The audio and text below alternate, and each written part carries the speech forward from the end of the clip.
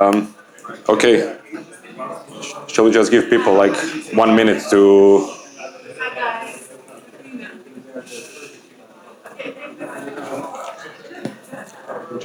Okay. Yeah, it's all good. Yeah, it's working. All good. Okay.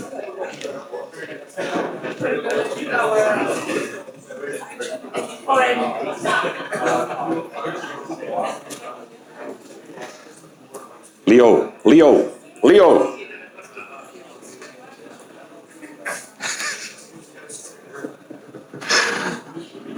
Okay. Can we start? Go for it? Okay, cool. Okay, so following up on this amazing, following up on this amazing initiative from Washi and Grid Academy. When I first heard that I will have a speaker slot, I was pretty excited. Then when I heard that it's a 30-minute speaker slot, I was kind of like, okay, how am I going to fill 30 minutes with only talking about Solfair X Grid Academy partnership? Then I decided that maybe I can educate you guys, or maybe even bring closer the marketing point of Web3 and crypto, because people usually only consider crypto like from an investor point of things, and for personal or business. And people who are maybe new here or normies or are yet to be involved in crypto, or would love to have a career in crypto, don't know where to start. So as previously one of the panelists, I believe, said, you can go to sales, marketing, BD, development side of things, and so on. My path was obviously marketing, because I am in marketing for the past 12 or 13 years, mostly performance marketing, conversion-driven marketing, and so on. I've been through basically all industries in Web2 and then Web3. Started in Web3 like four years ago, mainly on Solana. Funny part is that first Solana I bought is because I liked the logo of it. So I didn't know anything about crypto or Solana. And then it turns out to be a pretty good decision.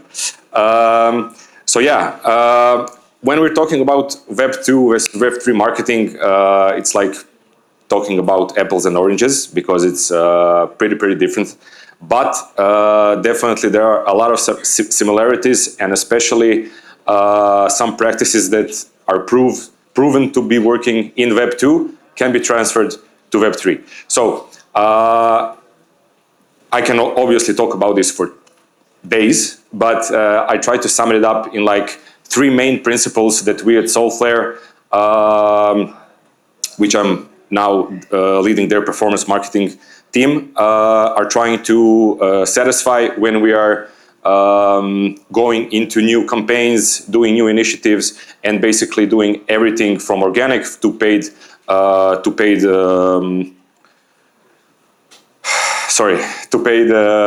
activities. So first principle, obviously we're not going to talk about football tactics here. The first principle is that there was a research done that average user scrolls through 91.44 meters of content daily, which is approximately the length of a football field or a football pitch, for our American friends, soccer pitch, and spends like 58 minutes on it daily. When we put that into formula for velocity, we get that an average user spends or scrolls through it at the pace of 2.5 to 3.5 centimeters per second. What that means? That means that every person or every user on their mobile phone consumes your content or your ads approximately for 1 second. And when you now receive that information, you can do whatever you want with it. But when you put it in perspective of marketing and basically marketing materials, either it's organic or paid, then you have to always ask yourself, okay, is this content that I'm about to push outside, which is video, static images, carousels, whatever, is it good enough to capture the attention of a user to actually interact with it, to click on it, or basically to engage with it in a way where he would, like third, fourth step, convert to actually buy your product or use your service. And that's the first principle that we at Solver want to like put a check mark on it, because every single piece of content that goes out, every single ad that goes out needs to be considered is, okay, this is good, but is it good enough that the user will actually get attention, and is it enough eye-catching that user will stop while scrolling through their social media or other channel platforms to actually stop and say, okay, this is something that I want to engage with, I want to interact with. The best example is like myself. 3 days ago, I was scrolling through Reels on Instagram, and I was looking like all the funny videos. And while scrolling and looking at cats and racist memes and so on, I missed the ad from Coinbase, and I was like, wait a minute. And I scrolled back, and it was an ad from Coinbase to actually get like some sort of cashback while you're trading there for their Bitcoin and so on. So basically, users are pretty much, how would I say, not anymore paying attention to conventional ads, conventional content, which is pretty much all the same. It's all textbook content. They all have call to actions, product images, download app, or whatever button there is, like trade, buy, or whatever. But today, especially in Web3, that content needs to be eye-catching. It needs to pop up from everything that we are bombarded on Twitter, Reddit, TikTok, especially TikTok in the last couple of months, while the guys were talking about meme coins, which are very, very popular on TikTok now.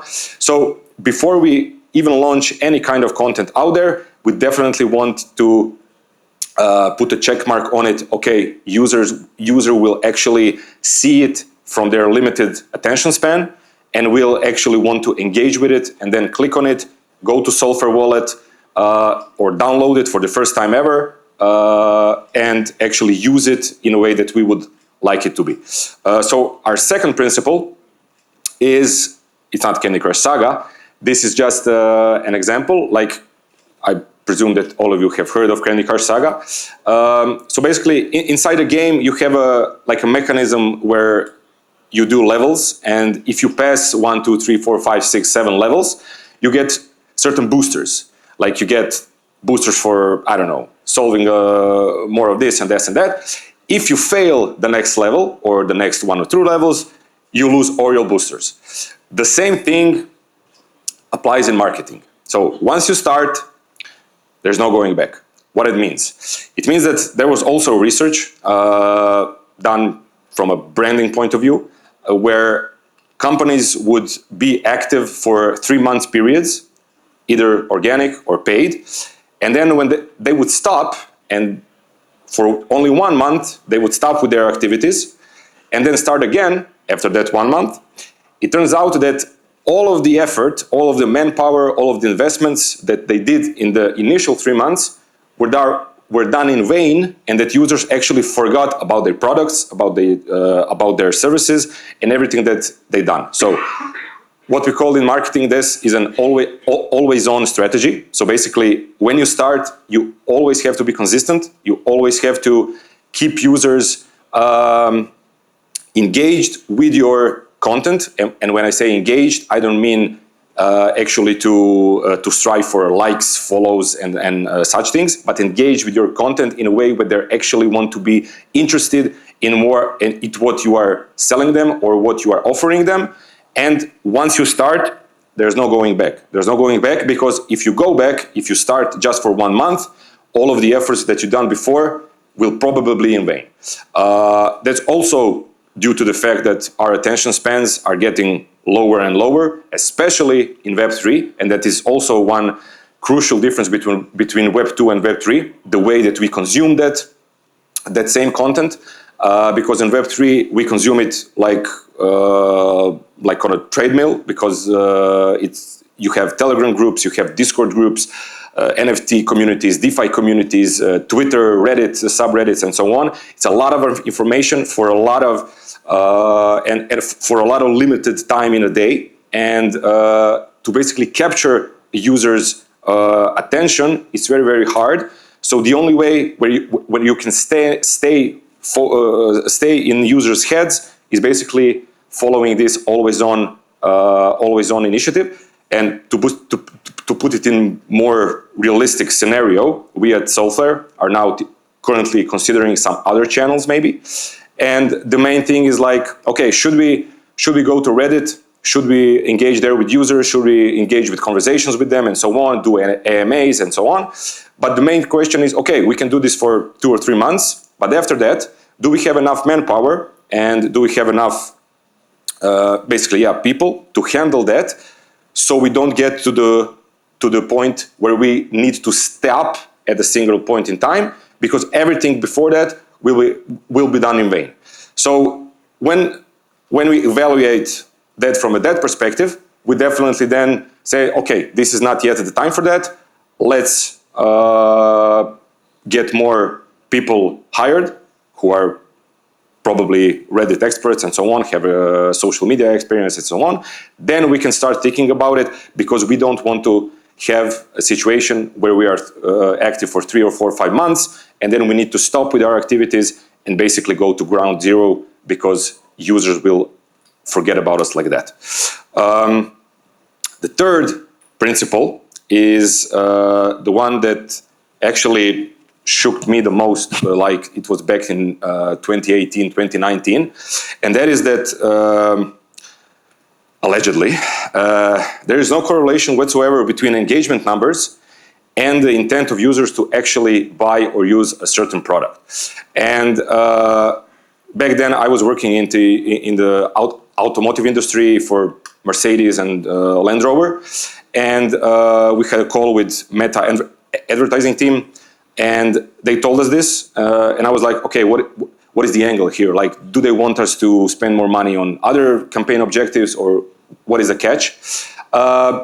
There wasn't no catch, because we were spending X amount of money. We would just spend it on a different kind of campaign. But then when we tested it, so we did the classical ABC test, we actually get to the conclusion that it really is true. Like, take me for example, Nike here, Nike here.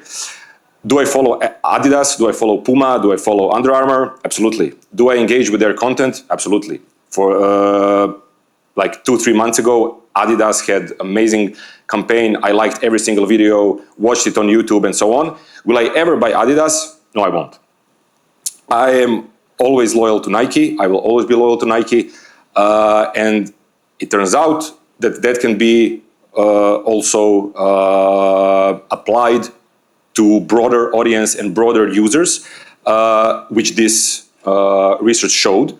So when we started optimizing our campaigns in relevant reach direction and conversion direction, so basically to try to engage and target relevant people who are actually our target audiences and make them convert, we actually get far better results than chasing likes, comments, retweets, shares, followers, especially followers. And that is the third principle that we always like to deploy when it comes to new campaigns, organic or paid. And of course, when we have those three principles like checkmarked, okay, this is something that we want to go. The next step is defining target audiences. So this here is an average crypto user. He actually looks exactly like this. And this would be a desired user. For those who don't know, this is a PFP of Sol Big Brain, possibly the most influential or successful people in the Solana space. And the left user is a degen. He doesn't know a lot about crypto trading and so on. He panic sells. He is there for flips, for quick bucks. He's not loyal. He most oftenly opens toxic conversations and so on. while the right one is an experienced trader, knows what he wants, appreciates technology, is here for the blockchain technology, is here for smart investments, smart money, has a pretty good portfolio, and of course is loyal, but of course from a wallet perspective creates volume, which is something that of course wallets live on. And what would you say that at Solflare our target audience between these two is? Anybody? Left or right? Both. What you said? That's right. Both. Because 98% of this space is this. So if we want to capture users of all educational levels, all trading experience levels and everything, we definitely need to address both of these users, and we need to satisfy both of their needs. But of course, while doing so, we definitely need to adjust our communication, adjust our offerings, and adjust our approach when it comes to the right one and the left one. Then, now I won't go into details, but then when you have these two major target groups, they obviously break down into even more target groups. For example, at Solflare, we have then traders, airdrop hunters, degens, NFT traders, other blockchain users, obviously users from Ethereum, Bitcoin that we want to onboard on Solana and then onboard on Solflare, and so on. So it's a pretty complex system of target audiences for which every single one of them you need to have separate communication set up and a separate strategy how you will actually make them convert and use starting Solflare. When you have your target audiences and when you have those three principles check marked, you then want to track everything and actually see how good are you actually doing and are you achieving your KPIs. This quote is probably one of my favorite quotes in performance marketing, and it's funny because it came from 1919. And it's also even funnier, or maybe sad, that in 2025, a lot of Web2 companies and Web3 companies still don't know which half of their investments is wasted and which is actually getting them the results that they're planned it will bring. So one anecdote is actually like for 5-6 years ago when I was working for Nike, and we were launching their new shoe. They had like huge campaign when it comes to billboards, like in the real world. They had digital campaigns on Google and so on and so on, and their sales skyrocketed. And because they didn't have attribution set up done properly, their assumption was, okay, we are doing Google campaigns, we are doing billboard campaigns, we have TV campaigns. This is obviously because of that. And then afterwards, actually one of the CEOs for European market had a daughter which was like 13, 14 years old. And she said, oh, you also wanted shoes. Why? Well, mom, because of a trend on TikTok. Haven't you seen it? And then he showed her like a feed of like thousands and thousands of videos on TikTok promoting that same shoe because the kids obviously thought it was some cool trend. And when they actually track down those users and see why they actually bought the sneaker, it was actually because of TikTok. So, but of course, before that realization, they doubled down on their investment into Google and into all other channels, which was not properly attributed to the results that they were getting. So, setting up data, setting up analytics, setting up Twitter, Reddit, Meta Pixels, Google Tag Manager, basically anything that can help you validate the results that you're getting from your users is probably the most important thing when it comes to performance marketing, but also when it comes to your growth. Because if you can attribute, like from a Solflare perspective, we get a user who gets an ID 1 in our wallet, And if we can't link that user that he came from Google or he came from YouTube campaign, then we actually don't know from where that user came from, and we can't validate, okay, then we need to double down on investments in that channel or other channel. And that is something also which is a very big, I would say, challenge in Web3, because Google, Meta, especially Meta, have some pretty strict policies when it comes to crypto-related topics, especially when it comes to paid advertising. And there are solutions to bypass those restrictions, but it could really be a nightmare to actually get verification and whitelisted by those platforms to actually be able to advertise on those platforms. So if we're all going to do a campaign, have a target audience and everything, but we don't have attribution channel set up properly, then we might not even do anything, because we simply don't know from which channel the users are coming and what results we are getting from those channels. And then, of course, there is one anecdote also. It's from 2020, I believe. We had a call with Google representative, like high Google representative. He was like a decision maker, while I was working in the marketing agency. And he told us that they paid $1.5 billion in fines because violating GDPR policies and not storing data the way they should, especially in Europe.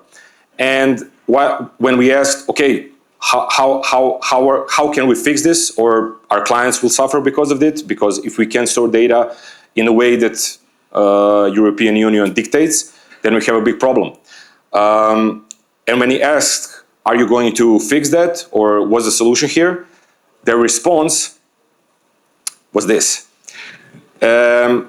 This was like a baffling moment for us, because it was okay. So we would rather pay $1.5 billion in fines rather than limit your data, be compliant with GDPR and consents and so on, which basically shows how important the data is for them, of course, but also for advertisers who are using their platform to reach customers that they want.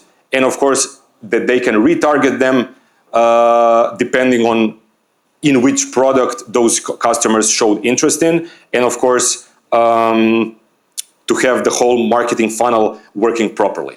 Of course, in the like year and a half ago, they also were forced to comply in some sense because of Google Analytics 4 and consent policies and so on, and cookies on websites, blah, blah, blah. But of course, this still, I would say that shows pretty much how important data is, and how much we can value it, and how important it is, especially for us as a wallet. So yeah, that is something that will definitely be a challenge in 2025, to actually be able to track down who our users are, how they are behaving, what are they clicking on the website, what are they trading, and actually how to retarget them with their specific needs. And then, of course, that we can have the best user experience possible, obviously, to beat our main competitor, Phantom.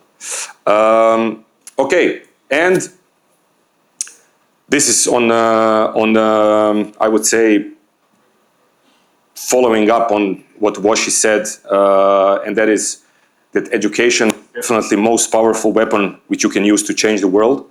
And when Washi introduced me to Grid Academy, like I honestly don't know when was it, like a year ago. In crypto, time flies pretty abstract. So it could be 2 weeks ago, but I believe that it was 1 year ago. And when I actually joined the initiative personally, I honestly saw the importance of initiative like that, and of educating actually people on security, on self-custody, on how to properly use your wallets, how to properly handle your finances, how to not get scammed, how to not invest in meme coins. or even if you are investing in meme coins, please invest the money that you can afford to lose, and not invest like, I don't know, 10, 20K, and then you don't have furniture in your house. And then I'm speaking for personal experience because I have a friend like that. So definitely we at Soulflare saw great opportunity there for semester 2, because semester 1, in my eyes, was very successful. People loved it. The Grid Academy really offered some great courses, some great how-to articles, videos, educational stuff, and so on. And to not even onboard people to Solana, but also, or in crypto in general, but also to educate people who already are in crypto, but are, to my surprise, very, very, very uneducated on most basic stuff there that could be. So yeah, we decided that we definitely want to support Grid Academy, so we became their main sponsor for semester 2. And tomorrow on the courses, I honestly believe that it will be really, really interesting. People could learn a lot. While we're talking about Web2 versus Web3 marketing, Web2 marketing is mostly nowadays oriented to paid marketing. Organic is pretty much dying if you put TikTok on the side, which is obviously thriving on the organic part, but it all depends on how much money you invest. And that is exactly how much you will get in return. In Web3, you have to engage communities, NFT communities, DeFi communities, meme coin communities, every single community there is, because every one of them operates on its own and have like different kind of people in every of those communities. So if you can get to those communities with initiatives like this, like with partnerships, with collaborations, with potential incentives, and obviously with some positive sentiment moments like this one, because I honestly believe, and we at Soulflare believe, that education is the most important part, especially if we are striving to be global in like 5-10 years time or whatever. And that for me personally is the biggest driver, because like 30 years ago when my mom said, okay, this internet thing won't last, this is something that it's just a whim, it's just something that it simply won't stick. I don't want to be that same person 30 years from now. I want to say I was a part of crypto and of blockchain while it was starting, and now it changed the world. And to get there, I definitely think that we should get there with education, with proper education, and so people can definitely learn and obviously get hold of their finances in the best possible way, but also to understand self-custody, especially coming from high inflation countries, which are not at all in a good situation. And myself coming from the Balkan region, I can definitely testify it's not as bad as could be, but it's definitely pretty bad when it comes to average salary and then average spending opportunity that some individuals have. So I honestly believe that while educating people on crypto and on storing your finances in crypto, we can definitely elevate people's lives and change them in better direction, and obviously make the change that I am really hoping to do. So yeah, tomorrow, be here, try to go to courses. There will be a lot of cool stuff, and as Washi said, we decided alongside Bonk that we want to incentivize people to actually downloading Soulflare wallet and using it. So you will get, like what Washi said, like some sort of incentives in terms of Sol, so you can start trading, so you can start learning, so you can start using different dApps and so on. And I really think that that will be something that would be, not now, but in the future, a very successful campaign. And of course, I wouldn't be a crypto degen if I wouldn't shilling myself. So whoever wants, follow me on Twitter. or X, and of course Solflare for further updates and for further updates on Grid Academy and Solflare. There will be some cool initiatives, some cool videos, how-to videos, rewards, and especially some prize pools that I really think would incentivize people to be a part of this partnership. So yeah, that's it, and thank you very much, and see you all tomorrow.